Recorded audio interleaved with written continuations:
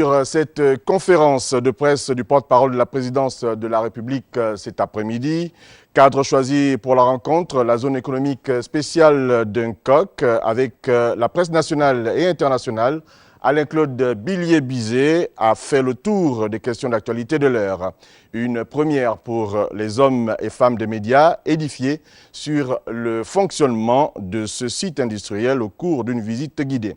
Igor Onvouza, Cédric Aleka, Honorine Tigui, bienvenue Miko. Économique spéciale d'Uncock. Le site, pilier de la politique de développement du chef de l'État, connaît aujourd'hui une activité inhabituelle. Le porte-parole de la présidence de la République ici a choisi d'organiser sa traditionnelle conférence de presse. Une innovation riche d'enseignements. L'entreprise qui s'installe sur la zone d'Uncock voudrait s'installer dans tout ce qui est chaudronnerie ou métallurgie. Il faudrait donc que la matière première soit disponible sur site. Et donc il y a tous ces préalables à régler et qui prennent du temps.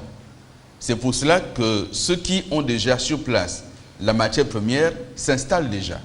Ceux qui ont déjà des personnels s'installent et les choses se feront au fur et à mesure. Donc nous sommes passés de 2009, où cette zone était totalement une forêt, une brousse, où il ne se passait rien, à 2010, où le contrat a été signé et les travaux engagés, d'abord pour les VRD, pour tout ce qui a été terrassement, etc., etc., à une situation aujourd'hui où on a des usines en production. Entre les questions d'actualité brûlantes de l'heure et celles portant sur l'impact de cet investissement, le porte-parole égal à lui-même a su trouver les mots justes et apporter son éclairage sur les zones d'ombre de l'action du président de la République.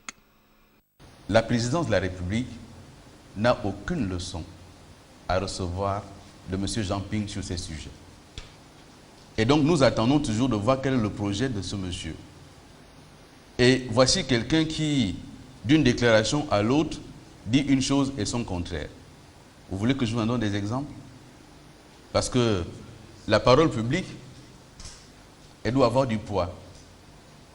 La parole publique, elle doit être crédible. Nous sommes en Coq. Ali Bongo, il a dit, je ferai une zone économique spéciale en Coq, elle existe. C'est une crédibilité, la parole publique.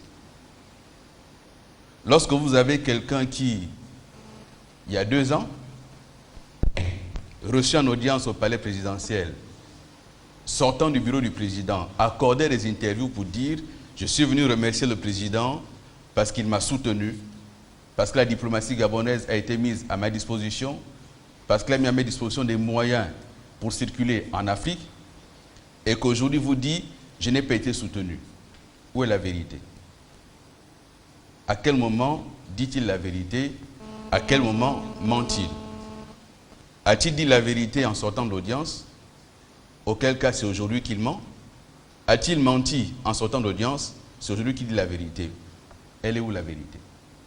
Pour la boucle de cette sortie, la visite du site.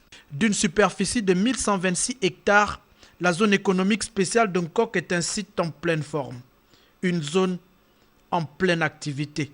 Donc la cuve surélevée, elle est placée à un point de gravité haut, parce qu'en fait c'est la gravité qui permet de porter l'eau dans les tuyaux pour les distribuer.